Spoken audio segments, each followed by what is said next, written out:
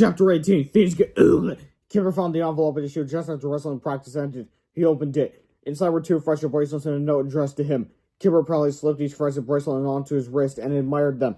He couldn't wait to show his buddies, who were all out in the hallway staring at their phones in shock. Look what I got! Kipper said, proudly waving his wrist at his goons. Kipper's friends, who were all reading the same text on their phones, looked up at Kipper with their mouths hanging open in disbelief. What? Said Kipper. They're just friendship bracelets. Kipper's three friends looked at each other like Kipper had gone completely mad. I don't want to make friendship bracelets with you, dude, said Loogie. Me neither, said the other two boys simultaneously. What are you talking about? Said Kipper. He unlocked his locker and opened it up. Hey! What the heck is that? Kipper screamed. Somebody's been in my locker! Loogie, Bug, and Fixing saw the Susie Sunshine friendship bracelet kit and shook their heads in disgust. Kipper kicked the kit into the hallway and stomped on it. Then he tore open his duffel bag. It was empty. Kipper screamed, somebody stole all my money! Kipper looked up and down the hall frantically. When I find out who's been on my locker, I'm gonna kiss them, asked Finstein. The other two boys laughed. Kipper grabbed Finstein by his shirt collar and shook him back and forth like a rag doll. What are you talking about? He screamed. This, said Finstein. He showed Kipper the text that had been sent from Kipper's phone. Kipper screamed. Well, what's up with those friendship bracelets on your wrist then? Asked Bug. The cheerleaders gave me those, said Kipper. At that very moment, a group of cheerleaders was coming in from practice outside. I'll prove it, said Kipper. He showed the bracelet to the cheerleaders, waving his wrist at them like a lunatic. You guys made these for me, right? Kipper asked them, pointing desperately at the friendship bracelets. The cheerleaders gave Kipper a strange look. Ew, said Wendy Swan, the head cheerleader. Kipper blinked his eyes like a crazy person. He began breathing heavily. He clenched his fists and shook with rage. Kipper's friends glanced at each other, exchanging silent, worried looks. They each took a few steps backward as they feared Kipper might explode. We'll see you later, Susie Sunshine, said Loogie. The three boys walked away laughing, leaving Kipper alone and frenzied. Finally, Kipper returned to his locker. He grabbed his phone and found an envelope beside it. Kipper tore the envelope open with insane rage and read the note inside. I'm coming for you. Signed, Wedgie McGee. Chapter 19. Who is Wedgie McGee?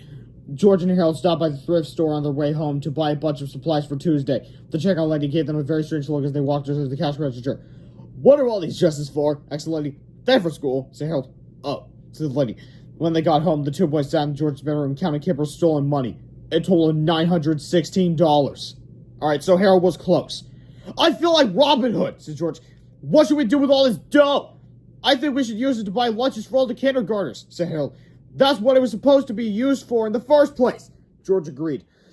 He picked up the phone and called the Piqua Pizza Palace. Can you guys deliver pizzas to the elementary school around noon tomorrow? He said. Really? Awesome! We'll take 5 large cheese pizzas, 5 large pepperoni, and 5 large black olive and pineapple. George discussed the details and arranged to drop off the payment in the morning. We're all set for lunch tomorrow, said George. Cool, said Harold. The next morning on the way to school, George and Harold walked by the Piqua Pizza Palace. It wouldn't open until 11 a.m., but that didn't matter. George took out an envelope filled with money, coupons, instructions, and a tip for the delivery guy, and dropped it through the mail slot on the front door. George and Harold had a very busy day ahead of them. They got to school early and unlocked the doors to their secret restroom stall. As the two boys unloaded their supplies and arranged their stilts, they heard the sounds of the other students beginning to arrive. Today sounded just like any other day, but things for Roman's elementary school were starting to change. Kipper stood by the entrance of school like normal, but he wasn't just stealing money from the kindergartners like he usually did. Today, he also wanted information. He seemed a little anxious and shaky, like he hadn't gotten a lot of sleep the night before. Kipper's three buddies, who usually stuck close to his side, were keeping their distance from him. Loogie, Bug, and Fixstein all watched Kipper with worried looks on their faces. Kipper grabbed every kid who came toward the door and asked them all the same question. Who is Wedgie McGee? Nobody outside the school had ever heard of Wedgie McGee, but inside the school, George and Harold were busy spreading rumors about this mysterious stranger. Did you hear about Wedgie McGee? George asked Harold loudly near a group of gossipy girls. Yeah, said Harold even louder. I heard Wedgie McGee's a ghost. Me too, said George. I heard Wedgie McGee haunts the hallways of this very school looking for revenge. Revenge against who? Asked Harold intensely. Against Kipper Crop, cried George in a booming whisper. The gossipy girls listened closely as George continued. I heard that Kipper Crump got cursed by the ghost of Wedgie McGee. Heavens no! Cried Harold. What for? For being mean to kindergartners, said George. Wedgie McGee is the patron ghost of kindergartners. I did not know that, said Harold. Oh, poor Kipper! Poor Kipper! Georgia had walked away, shaking their heads with pity. The wide-eyed group of gossipy girls had rendered uncharacteristically speechless. Quickly, they began sending frantic texts to all their friends about the horrible ghost of Wedgie McGee. Within an hour, the whole school knew the terrible truth about Wedgie McGee, and it didn't take long before the information made its way to Kipper and his friends. "That's stupid," said Kipper. "There's no such thing as ghosts." Yeah, said Lukey, "but I heard he could go through walls and even lockers. Maybe the ghost stole all that money yesterday." "Those a bunch of bunk," said Kipper. "What's a ghost gonna do with money?" Maybe he'll give it back to the kindergartners," said Finkelstein. "I heard Wedgie McGee was a friend to all kindergartners." Excuse me," said a pizza delivery guy holding 15 large pizza boxes. "I'm supposed to deliver these pizzas to the kindergartners. Do you know, guys, where the cafeteria is?" "Down the hall," said Kipper. "Hey, who ordered those pizzas?" "I don't know," said the delivery guy. "I never saw him. I think his name was Wedgie something." Kipper guessed. You say you never saw him?" "Nope," said the delivery guy. "Nobody's ever seen him. But he's a pretty good tipper." Chapter 20, Tuesday afternoon. Lunchtime was a great success. All the kindergartners loved their pizza and pop, and nobody seemed to mind that it had all been bought and paid for by a ghost. "Haunted pizza tastes the best," said Freddie Moore, and the other kindergartners couldn't have agreed more. After school, Kipper unlocked his locker, and once again, he put his padlock on top of the locker. And just like yesterday, George pulled on the long strip of paper, switching Kipper's padlock for their own. Kipper grabbed George Hale's padlock, clicked it close on his locker, and pulled hard to make sure it was really locked tightly. It was. Once the hallways were empty, George Hale got back to work. George unlocked Kipper's locker, and while Hale filled it up with pretty lacy dresses, making sure their bows looked beautiful and the ruffles were just right, George typed another text on Kipper's phone, left a new envelope beside it. Then they locked the door with Kipper's locked and set everything up so it would work again the same way tomorrow. "Are you sure we can't stay here and watch all the fun?" asked Harold. "We better not," said George. "Things are about to get even uglier." Chapter 21. Things get even uglier. When wrestling practice ended at 4:30, Kipper's friends rushed to their lockers and turned on their phones. As they had suspected, there was another text from Kipper. By the time Kipper got to his locker, he knew something was wrong. "What?" he yelled at his friends. "What now?" "Sorry, dude," said Lukey, "but we don't want to play dress up with you." "Yeah, princess," said Finkelstein. The three bullies chuckled. Kipper grabbed Buck's phone and read the message. Kipper yelled. Kipper unlocked his locker and opened the door, revealing three of the prettiest dresses anyone had ever seen. Kipper's friends started laughing as he closed the door and checked to make sure he had opened the right locker. "Somebody mess with me!" screamed Kipper. He tore the dresses out of his locker and whipped them to the floor. "Maybe you're just getting in touch with your feminine side," said Lukey. Kipper's three friends burst into hysterical laughter. "Laugh it up, chumps!" yelled Kipper as he searched the top shelf of his locker. Sure enough, there was another envelope. He ripped it open and read the message out loud. There was no escape. Signed, Wedgie McGee. Kipper's friends stopped laughing and looked at the note. "Dude," said Bug, "I think you really did get cursed." "At least it's a funny curse," said Lukey. Chapter 22, Wednesday. Another day, another awesome lunch for Georgia Hale and their classmates. The people at Pizza Palace had delivered salads and breadsticks, and the kindergartners had never been happier. At the end of the day, when wrestling practice was over, Kipper's three friends dashed back to their lockers as fast as they could to see what bizarre thing Kippers were going to do next. They were not disappointed. Kipper was already angry when he reached his locker. He knew something was not right. "What?" he yelled at his friends. "What are you guys laughing about?" "Dude," said Luke, "can I bring a teddy bear to your tea party, or is it just for dollies only?" The three boys busted up laughing. Kipper grabbed Lukey's phone and read the message. "I did not!" Kipper screamed wildly. "And I still haven't done my locker!" Kipper grabbed the key from the chain around his neck, unlocked his padlock, and threw the locker door open with a mighty crash. About 20 dolls tumbled out of the locker and fell into a pile at Kipper's feet. Kipper's friends each took a few steps back. They weren't sure whether to keep laughing or start running. Kipper did nothing at first. He just stood there looking down at the mound of dolls at his feet. Then he began breathing heavily as he started to twitch. The trembling originated at Kipper's feet, making its way slowly up his legs. By the time he reached Kipper's upper body, he was shaking like a volcano that was about to explode. Kipper squeezed his fists into tight knots of fury as he raised his right foot and began kicking the dolls. "I hate you! I hate you! I hate you!" Kipper screamed as he pointed his pretty dollies up and down the hallway. Kipper's friends had never seen a freak out quite like this. Kipper grabbed two of the bigger dolls and started swinging them around and around, smashing them against his locker door and just about anything else that was nearby. Then came the tearing and binding, the stopping and the decapitating. Loogie, Bug, and Finkelstein decided it might be a good time to start running. Kipper's berserkathon lasted about 15 minutes. Finally, he collapsed, exhausted, in a pile of fluffy, polyester-filling, shredded dolly dresses and tiny plastic arms, legs, and heads. Kipper just sat there, breathing slowly for a long time and staring at nothing. Then Kipper thought of something. It was as if he had finally figured out the mysteries of the ages. He stood up and grabbed his padlock from the top of his locker. Carefully, he turned it over and over again in his hands, studying it very closely. Aha! He exclaimed. Chapter 23, Thursday. Things were back to normal on Thursday. Kipper stood in front of the school and made every kindergarten hand over their lunch money. Things are going to change around here, Kipper told the children. Starting tomorrow, your taxes are going up. You kids are going to have to pay me $4 a day, or it's wedgie time. Kipper's three friends watched the shakedowns from a distance. Finally, they approached Kipper nervously. Dude, said Luigi, what are you doing, man? I'm taking back what's rightfully mine, said Kipper. But aren't you afraid of the ghost of Wedgie McGee, asked Bug. There's no ghost of Wedgie McGee, you moron, yelled Kipper. It's all set up. I figured it out last night. Somebody's been picking my padlock and putting stuff in my locker. But who would do that? Asked Luigi. The same person who has been writing those stupid texts on my phone, said Kipper.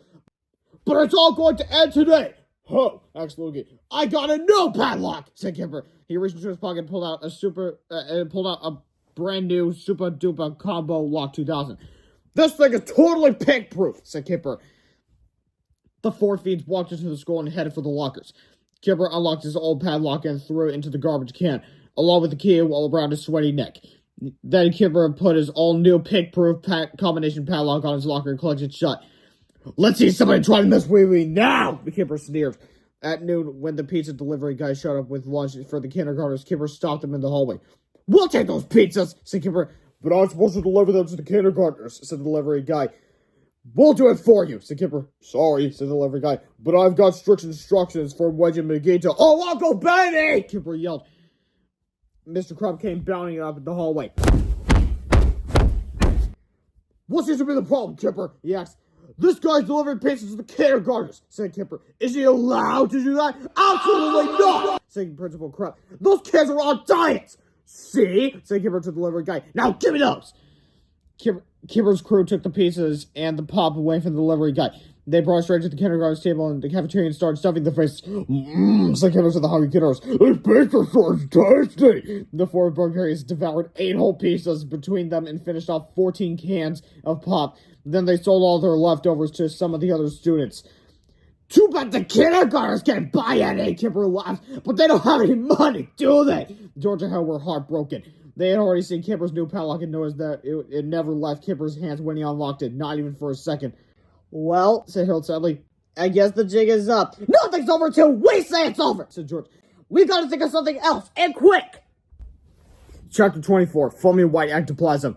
After school, George and Harold waited until the hallways were empty. Then they opened their secret stall in the boys' restroom. George had an idea. He climbed up on the stilts, and Harold pulled the pants all the way up to the top of George's head.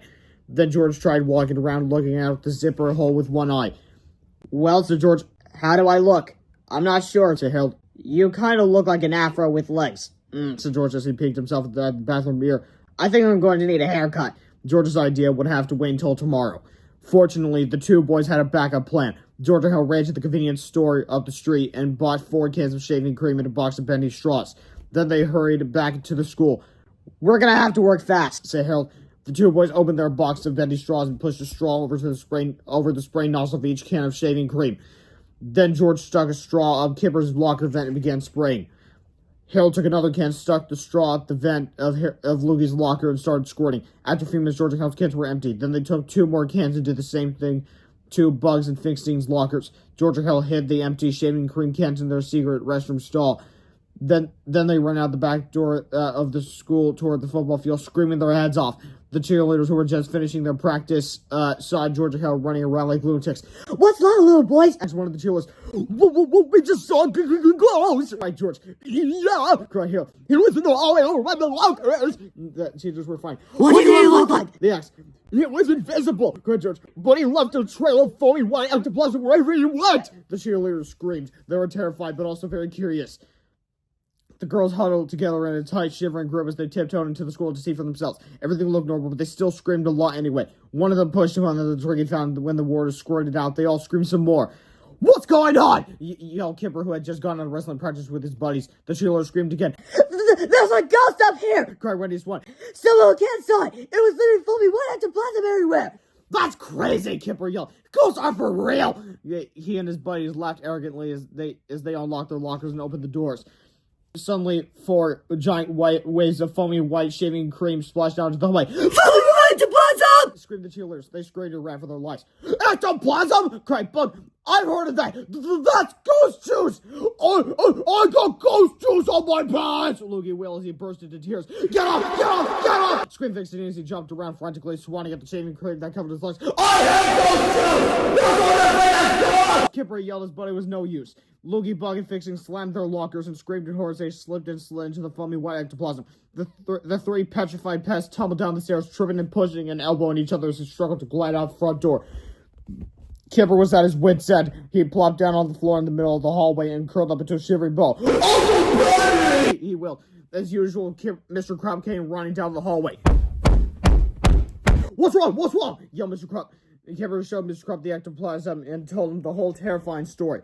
There's a bunch of bunk! Yelled Mr. Crump. This isn't ectoplasm, it's shaving cream! I used the same brand myself! Shaving cream? Said Kipper. But how did it get inside our lockers? Well, somebody probably sprayed and threw those vents on the door, Mr. Crump said. It's the oldest trick in the book! Kipper studied the vents on the locker door as his passive, fearful expression slowly turned into a venomous visage of violence. Now Kipper was really mad. Chapter 25, Thursday afternoon. That afternoon at Harold's house, George and Harold wrote and illustrated a brand new comic book. When they were done, they scanned each page and printed out 4 copies on Harold's printer. The comic book had to look very old, so they took a large bowl outside and filled it with water. Harold added 2 handfuls of dirt and stirred 8 tablespoons of instant coffee crystals into the water. George carefully tore the edges of each page and then crumbled them up into little balls and soaked them into the giant bowl of filthy water. Once each page was completely soaked, the 2 friends carefully collected them up in the garage so they could dry overnight. What on earth are your boys doing? Said Harold's mother. It's for school, said Harold. Oh, said Harold's mom. Next, the 2 boys went back inside Harold's house. Now I've got to order some pizzas, said George. Order pizzas? Cried Harold. Why? Kipper's is going to steal them again. That's what I'm counting on, George said with a devilish grin. George picked up the telephone and spoke with the manager of the Pico Pizza Palace. I like to order 4 pizzas for tomorrow, said George. What's the hottest kind of chili peppers you guys have? Ghost chili peppers? Can we get double ghost chili peppers on each pizza? Cool. After the pizzas were ordered, it was time for George's haircut. Harold went to the closet and found the clippers and scissors his mom always used to cut his hair. Harold had never cut anybody's hair before, but he was more than happy to give it a try. Just make the top part flat, said George, so it won't stick out when I wear those stale pants. I'll do my best, said Harold. Harold clipped and cut, and then he snipped and shaped. When he was done, George looked at himself in the mirror. I look awesome! George exclaimed. I think I'm going to wear my hair like this from now on. And he always did. So you see, now George looks more recognizable. Now, chapter 26, when Kipper gets angry. Real angry. The next morning, George and Harold's comic book pages were dry enough to staple together. George sprinkled each page with baby powder to make them look dusty and prehistoric. Man, said Harold. These look like they came from the 1980s or something. Friday morning at school was turning out to be the worst day ever. All week long, George and Harold had worked to make things better for their fellow kindergartners, but they had always succeeded in turning Kipper and his gang into monsters. Kipper had told his friends about the shaving cream prank, and now they were really angry too. The 4 boys knew somebody was pranking them, and they were going to make every kindergartner's life intolerable until they found out who it was. Hey, where's my $8? Kipper yelled at Donnie Schumacher, who happened to be the first kindergartner on Friday morning. I thought you said $4, said Donnie. I did, said Kipper, but taxes just went up again, and they're going to stay high until I find out the name of the person who's been pulling pranks on me. I don't know who it is, said Donnie. Oh, well, you better find out, Kipper growled, or I'm going to stop being such a nice guy to you, little twat. Kipper grabbed Donnie's money while his creepy companions gave Donnie the worst wedgie of his life. You owe me $4, yelled Kipper. So bring $12 on budget and you're going to wish you never buy. The rest of the kindergartners received similar treatment when they tried to enter the school. Unfortunately for them, nobody had any idea who was pranking Kipper and his friends. At lunchtime, the delivery guy from Pico Pizza Palace showed up. Oi! Shouted Kipper. How come there's only 4 pizzas today? That's all Mr. McGee ordered, said the delivery guy. What a cheapskate! And Kipper sneered. Well, hand him over, bum! Okay, but I need to give you a warning, said the delivery guy. These pizzas are really hot. They better be hot! Yelled Kipper. I hate cold pizza! Kipper yanked the pizzas out of the delivery guy's hands and headed toward the cafeteria with his friends. They kicked the lunchroom door open and strutted over to the kindergarten's table. Look at all this tasty pizza we've got, Kipper said to the hungry kids. I'll bet you guys are starving. Oh, that's so sad. Kipper, Bug, Luke, and Finsting each grabbed a giant slice and crammed it into their mouths. The four boys smiled obnoxiously as they chewed with wide, revolting cavernous mouths that showed every mushy glob of shiny, doughy goo. This pizza's kinda hot, said Finsting harshly and wiped his sweat off his forehead. Yeah, said Luke, this pizza's really hot. Cried Kipper, this pizza's way too hot!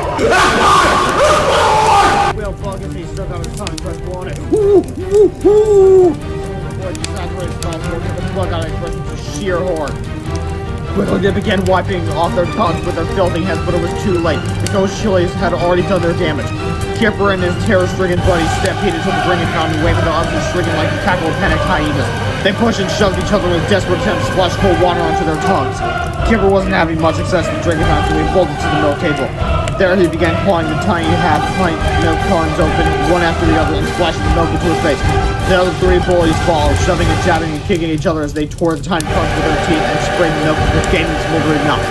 When the milk was gone, the four boys dropped to the floor, grunting and wailing and crying for their mommies as they looked up all the milk they had spilled during their lacto-guzzling frenzy. The entire event had been filmed by about 20 kids on their phones, and the embarrassing videos were all posted online before the end of lunch period. Kipper, Bug, Loogie, and Finkstein all spent the next 2 hours at the nurse's room, holding ice packs on their tongues and crying like toddlers.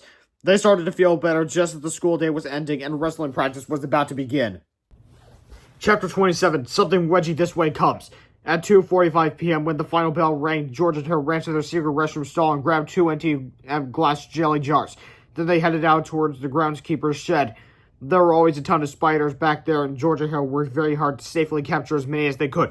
We gotta hurry, said George. It looks like it's going to rain. Once they had collected about 20 harmless garden spiders each, they ran back upstairs to the lockers in the empty hallway. Harold held a piece of paper under one of the lower vent slots of Kipper's locker. George opened his glass jelly jar and sprinkled some spiders onto the paper as Harold blew softly. About 10 spiders gently slid across the paper and through the slot, disappearing into the darkened depths of Kipper's locker. Next, they move on to Loogie's, Bugs, and Finkstein's lockers, gently blowing an assortment of 8-legged residents into their vents too. George and Harold knew that it takes about an hour for a spider to build a completed web. They looked at the clock on the wall and realized they had only 44 minutes until wrestling practice was over. I hope those spiders work fast, said Harold. We gotta work fast too, said George. There's still lots of stuff to be done. The two boys grabbed some supplies and sneaked into the boys' locker room next to the gym. Harold found Kipper's deodorant stick, pulled off the cap, and twisted the dial on the bottom until the deodorant stuck all the way out of the canister. George pulled the thick white deodorant off and threw it into the garbage can.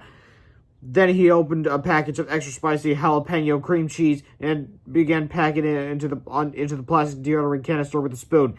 When the canister was filled, Harold molded the cream cheese into shape with his fingers, then popped the cap back on. George put the deodorant back in Kipper's gym locker next to his soap and his towel, while Harold started working on Loogie's deodorant.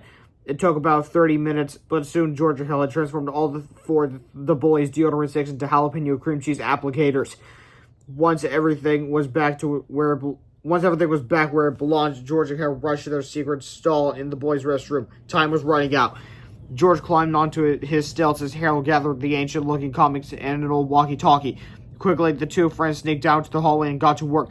Harold slid a comic book through one of the lower vent slots of each bully's locker. George placed the walkie-talkie on top of the lockers and popped up the volume. They finished just as wrestling practice ended. Dark clouds were beginning to gather outside, and distant thunder could be heard rumbling miles away. A terrible storm was coming. Meanwhile, back in the locker room, Kipper and his cohorts changed their clothes, smeared on some deodorant, and strutted out to their lockers. Lightning was beginning to flash outside, filling the school windows with crackling bursts of fluorescence. The four hooligans unlocked their locker doors and spun them open just as a deafening thunderclap rocked the school hallway. Crash! The terror-stricken tyrants stared in horrified astonishment at their spiderweb cave compartments. Loogie, who had a severely intense fear of spiders, was the first one to freak out. Lockers! Spiders! Was all he could manage to verbalize as an ear-splitting smash of thunder rattled the school. The four ruffians shrieked in panic. Lugia was losing it. He flicked his hands wildly as he stood in place, leaning from side to side, impulsively raising one knee to his chest and then the other. "We gotta get out of here, dudes!" he sobbed. "Seriously, we gotta get out of here, dudes! Seriously, dudes! We gotta get out of here! Dudes! Dudes!" "Just a doggone minute!" Kipper protested. "What's this?" He reached carefully into his web-choked locker and pulled out an ancient-looking comic book. "I don't know," said Fixting, "but I got one too." "Me too," said Bug. Luigi would have added that he also had one in his locker, but he had become too frightened to speak. All that he managed was a short burst of screams as he danced around the hallway, twitching and jerking like a demented chicken. Kimber opened the antique comic and began to read out loud as turbulent thunder rumbled around them. 28. The Curse of Wedgie McGee, a true story. Once upon a really long time ago, there was a kindergarten named Wedgie McGee. "That's me!" He always got picked on by a bunch of boys. Ha ha ha! They gave him lots of wedgies. "Oh, jeez!" They stole his money, too. "Ain't no fair!" One day, he just couldn't take it no more. He went to see a fortune teller. She looked into her crystal ball. "I see you are very sad." "No, duh! I get wedgies all the time." "I'll give you a magic potion that will help you." But she forgot her glasses, so she grabbed the wrong bottle as a result. "Just pour this on your pants before your next wedgie, and you'll be saved. All right." The next day, the bullies came by. "It's time for your wedgie!" "No way!" The Wedgie McGee poured the potion on his pants. But then, oh no! His pants disappeared. Poor Wedgie McGee's pants became a ghost. But nobody was as scared. Wedgie McGee was so naked that he died from embarrassment. "Goodbye, cruel world!" Clunk. But that night, Wedgie's hunted pants came back for revenge. It followed the first bully home from school. "I don't know why, but I feel like he's playing with dollies today. It's because you're a curse, young man." Wedgie's haunted pants got closer and closer, foaming white ectoplasm dripping down below. "I am the haunted pants of Wedgie McGee. Yeah! This is Wedges." Then the pants came to the second bully's house. "Oh, how come my full tastes hot and spicy all of a sudden?" "It's because you're haunted, son." "Oh, I'm the haunted pants of Wedgie McGee." Crash. "Yeah! This was still embroidery." Then it came to the third bully's house when he was in bed. "I wonder how come my armpits are all burning." "It's because you got the evil hex, duh." "Oh, I'm the haunted pants of Wedgie McGee." "Yeah! See, I told you." Crash. "This will bring me to kindergarten." Once Wedgie McGee was revenged, his pants became at peace. But beware to whoever is mean to kindergartners from now on. "Don't let me call back, okay?" Bonus section. How to tell if you get cursed. You start acting all weird and stuff. You want to play with dollies and dresses and bracelets. You get ectoplasm on your stuff and spiders too. Awesome food like pizza tastes all hot and burns your mouth and stuff. Your arms get all burning and stuff. And how to undo this curse. You must undo all the bad stuff you did and never pick on nobody ever again. Words to live by. Chapter 29, The Perfect Storm. It was getting dark now and the storm outside was intensifying. The four bullies stared in knee-melting terror at the dusty ancient comic in Kipper's trembling hands. Their mouths hung open in shock, but they were too afraid to move. Finally, Fixing began frantically scratching his sweat-soaked armpits. Disgusting. "Dudes!" he blurted. "We're dead, man! It's over! Game over, man!" Bog began to cry. "My pants are burning, man!" He stopped. "I think I got the curse!" "Me too!" Luigi squeaked as his tears poured down his face. Kipper looked into the quivering eyes of his three terrified friends. His arms were burning as well, but he was too frightened to admit it. Suddenly, a deafening blast of thunder shook the building. The light bulbs in the school flickered twice, and the boys held each other and sobbed uncontrollably. Inside the restroom, George and Hale could hear their arch enemies shrieking out in the hallway, and the two friends tried as hard as they could to keep from laughing. They both knew if they started, they'd never be able to stop. Harold picked up his walkie-talkie and pressed the transmit button. The toy walkie-talkie on top of the lockers clicked with a crackle of static. "I am the haunted pants of Wedgie McGee," whispered Harold over the tiny speaker. "Hey!" cried Kipper. Did you guys hear that?" "I'm coming for you," Harold whispered. No! Screamed Logie, who was now running around in small circles, punching his head with his fist for some strange reason. Lightning exploded again in the hallways, bubbled with thunder. The four bullies had now become completely unhinged. Bog dropped to the floor and curled up into a shivering ball, crying out for his mother to come and save him. Kipper screamed, swinging his fist in the air. "What's up?" Mr. Crump was in the middle of a teacher's meeting all the way on the other end of the building when he heard the screaming. "Sounds like Kipper's freaking out again," he growled, slamming his fist on the table. "And I'm gonna get to the bottom of it." They got it from the meeting and stomped out of the room. Kipper and his friends heard the pounding sounds of stomping feet coming from the other side of the school building.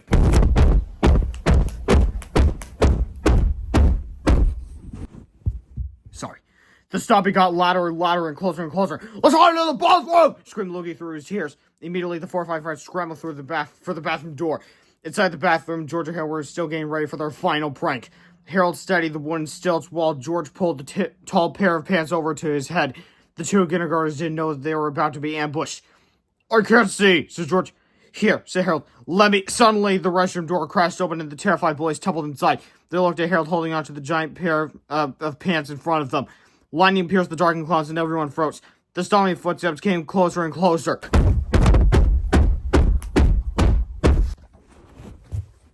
"What are you doing with those pants, kid?" cried Kipper. Harold couldn't think of a thing to say. It wasn't supposed to happen like this. They weren't ready. For a split second, Harold saw his entire life flash before his eyes. He and George were going to get caught. Their lives were about to end. The footsteps in the hallway got even louder. George knew they were in trouble. He couldn't see, but he grasped the stilts anyway and took a blind, wobbly step forward. The boys beheld what appeared to be a pair of pants walking by themselves. Did I say pair instead of pair? If I did, I'm sorry. They grasped each other and shrieked in ear-splitting horror. "Get away from those pants, kid!" cried Bug. "Get away from those pants!" Then, as if an angel had whispered it into his ear, Harold thought of the perfect thing to say. "What pants?" he asked. Suddenly, time seemed to stand still. The 4 boys stepped back in horror. Their eyes grew impossibly wide. They opened their mouths to scream, but not a sound came out. George took another step toward the bullies, as they clawed at the wall behind them. Then the lightning flashed again, and everything went dark. The terrible storm had knocked out a power line nearby, and the school was now completely black. Kipper and his crew scrambled over each other, desperately trying to make their way through the restroom door. Mr. Crumb was to be their next obstacle. He had finally reached the lockers when the lights went out. His elephantine footsteps had stopped cold, and he stood in the darkness, breathing heavily and sweating abundantly. When the 4 squealing derelicts finally tumbled out of the restroom and bolted down the dark hallway, they smashed right into him. Nobody would be able to blame the bullies for what they did next. In their profoundly petrified perceptions. Seriously? Anyway, they must have believed that Mr. Crumb was some kind of giant, wet, fleshy monster, and they treated him as such. Screeching and wailing in the darkness, they kicked and clobbered the warm, wet, bulbous creature with all the strength they had. The 4 distressed delinquents then tumbled down the stairs and shoved their way through the back door of the school. As they ran across the football field toward their homes, something about Kipper and his friends changed forever. They would never again be the same despicable bullies they once were. Chapter 30. The wonderful, happy, incredibly delightful ending. Monday morning was a very stressful time for Donnie Schumacher. He had not been able to scrape up the $12 he owed Kipper, so he was trying to sneak into the school through the back door without being noticed. Kipper saw him. "Hey, kid!" yelled Kipper. "Wait up! I got something for you!" Donnie pulled at the door, but it was locked. He kept pulling and pulling it away as Kipper approached. "I got some money for you," said Kipper nervously. He reached into his pocket and handed Donnie a crinkled $5 bill. Donnie stopped pulling at the door and looked at the money in Kipper's hand. "Is this a trick?" Donnie asked. "No," Kipper said. "I'm really sorry I took money from you, kid. I'm gonna pay you back every dollar as soon as I can, okay?" Okay," said Donnie. He took the $5 bill from Kipper's hand and rushed to the front door of the school. His morning had turned out a lot different than he expected. All around the school, the other kindergartners were having similar experiences. Finkstein was not only passing out money, he was also offering to carry every kindergartner's book back to class. Bug was handing out cash and free bubble gum, and Loogie was distributing dollars and letting the kindergartners give him as many wedges as they wanted. Kipper and his 3 friends eventually paid back all the money they had stolen, and they never bullied another person for as long as they lived. Once George and Hal were certain that their enemies had truly been reformed, they called out the vengeful wrath of Wedgie McGee. The terrifying curse had finally been lifted, everyone was happy, and all was well at the world. I'd like to tell you that this is the end of our story. I really would. But I can't. Because this wonderful, incredibly delightful ending is what was supposed to happen. No, it actually did happen. Remember back in Chapter 8 when Tippy Tinkle charged to find Captain Underpants and he accidentally froze his giant robo legs to the school's football field? Well, if you'll recall, Tippy got out of this jam by zapping himself back in time exactly 5 years earlier.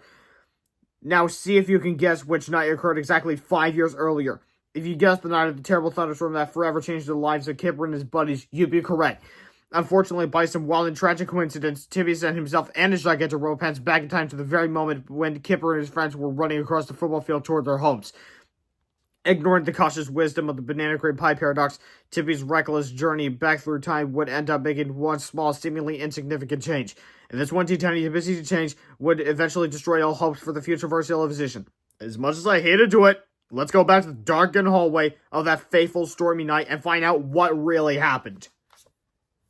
The four distressed delinquents then tumbled down the stairs and shoved their way through the back door of the school. As they ran across the football field toward their home, something about Kip and his friends changed forever. They would never again be the same despicable boys they once were. Yeah, I already read that. Now, Chapter 31. The terrible, sad, incredibly horrifying ending. Suddenly, out of nowhere, a ball of blue lightning appeared in front of them. It grew bigger and bigger until it exploded in a blinding flash. And there, where the ball of lightning had been, stood a giant pair of robotic pants. Boys, that was a close one, said Tibby from inside the depths of his giant robot pants. Captain Underpants is a lot stronger than I thought. Tibby unzipped the zipper of his time-traveling trousers and looked out at the world of 5 years ago. He saw the raging thunderstorm and the 4 6th graders who stood trembling beneath his giant robotic feet. Hey, shouted Tibby, what's wrong with you kids? You look like you've just seen a ghost.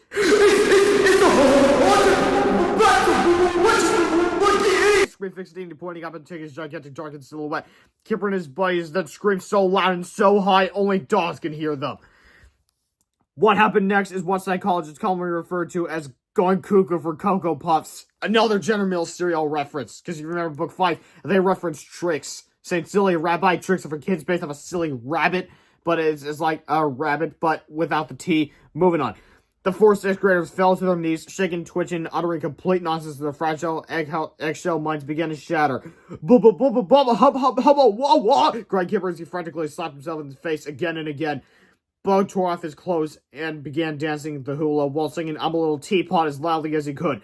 Louie started digging a hole in the ground with his teeth, gobbling up enormous fistfuls of dirt and worms.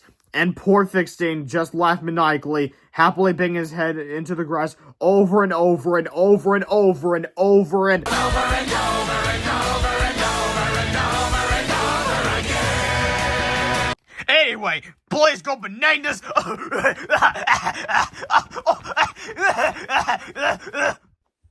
Boy, said Tippy, kids sure were weird 5 years ago. He quickly reset the controllers of his Tingle Time Travelometer to 4 years in the future and pressed the away we go button. Suddenly, giant sparks of blue lightning shot out from the roller pants. Several special effects until moments later, a blinding flash lit up the sky, and Tibby and the roller pants disappeared. The next day, the 4 troubled 6th graders were admitted to the Pequot Valley home for the reality challenge. An investigation into their mental breakdowns led police straight to Mr. Krupp, whose bruised and battered body made everyone very suspicious. The cops naturally assumed that Mr. Krupp was somehow behind all of this insanity. Although no formal charges were filed against Mr. Krupp, everyone blamed him anyway. Mr. Krupp got fired a few weeks later, and he never worked as an elementary school principal again. Chapter 32. 4 years later, as a giant sphere of blue lightning appeared on what used to be an elementary school football field. Soon the sphere exploded in one flash of light, leaving Timmy and Jack in the roll pants behind. Timmy peeked out of the zipper and discovered that the earth had been destroyed. He crawled out of his giant robo pants and shoveled through the shattered city, expecting the chaos. All around him, the landscape was littered with massive moon rocks, skeletal skyscrapers, and torn-up toilets. What the heck happened here? Timmy cried. When the morning sun rose above the horizon, Timmy finally saw a sign of life. A little preschooler was walking up a burning boulevard with his mother. Hey kid, yelled Timmy, what's happened here? How did Earth get destroyed? Well, said the little boy, a few weeks ago, some tiny type of blow up the moon tried to take over the world. But a week later, a bunch of talking tourists attacked the city and ate them up. Then a week after that, a spaceship landed on top of the elementary school, and all the kids got turned into giant evil zombie nerds. I wish you would stop obsessing over such foolish nonsense, the boy's mother said, while reading American Idol behind the scenes. Okay, that sounds like a real book, unlike the other books she read. Whatever. But what's about Captain Underpants? asked Timmy. Who's that? said the boy. He's that fat, bald superhero, said Timmy. You know the guy with the underwear with red tape? What happened to him? I never seen anyone like that, said the little boy. Suddenly, Timmy realized what a terrible mistake he had made. Somehow, he had changed things in the past, which resulted in the destruction of both Captain Underpants and Earth.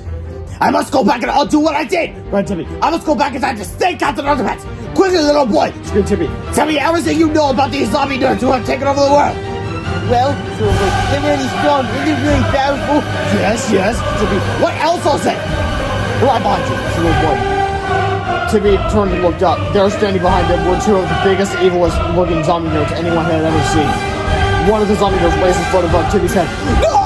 screamed Timmy. You can't get me! I'm the only chance this world will return into normal! Chapter 33. To make a long story short. What? Chapter 34. The end of the world as we know it. When the horrible zombie eater raised his foot again, all that remained was a red squishy stain. And that, dear readers, is the unfortunate end of the Captain Underpants saga. Dr. Diaper blew up the moon, the Talking Toilet attacked, and zombie nerds took over Earth. Captain Underpants wasn't there to save the world because Mr. Crump wasn't there to get hypnotized by George and Harold. All of the epic adventures we've come to know and love never actually happened. And now the only chance of making things right again has just been obliterated. It is with great sadness that I must tell you, this is the final chapter of the last Captain Underpants epic novel. There will be no more Captain Underpants adventures.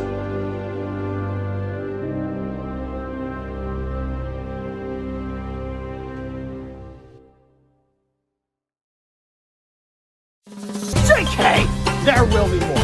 Trust me. I'll be back too! So then, yeah, that's book 9. Wow. But anyway, so, yeah, this book is brought by Dave Pilkey, the creator of the entire Captain Underpants series. Read the books, enjoy the books, read spin-offs, enjoy spin-offs, and I'll see you next week where we read the 10th epic novel, Double Digits.